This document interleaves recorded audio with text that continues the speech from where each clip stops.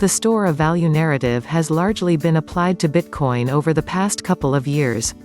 BTC is often labeled digital gold, and this year's hodling has proved that people are still willing to hold on to it for a longer term. Ethereum is evolving in a different way, but it is also turning into a similar store of wealth as the ecosystem matures.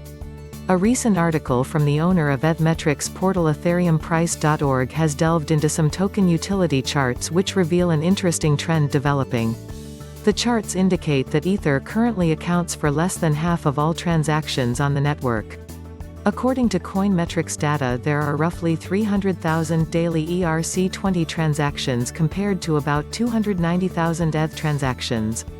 Ethereum appears to have flipped itself.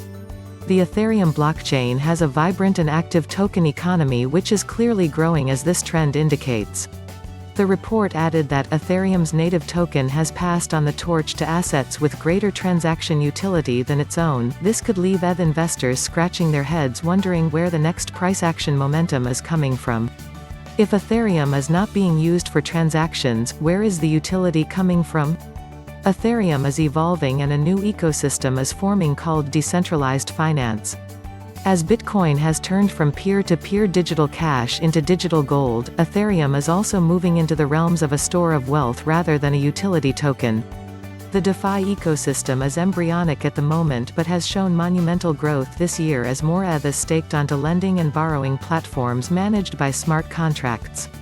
According to defipples.com, there is currently 2.5 million ETH locked in DeFi, which is up over 90% on the same time last year. This emerging industry has the potential to grow into a monster as mistrust of banks intensifies while the world slips into another recession. Add to that the transition to proof-of-stake consensus for Ethereum next year, and there is another way to earn interest in a new form of finance.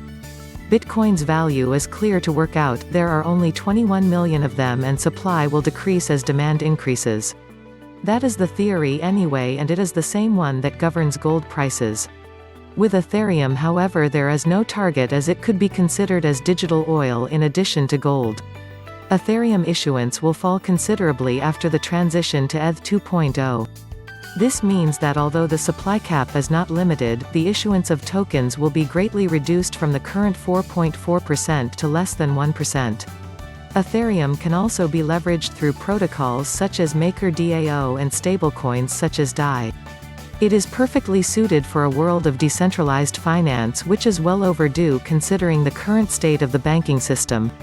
The Bitcoin maximalists were not impressed with the article, which added that BTC has questionable security and diminishing incentives as block rewards fall.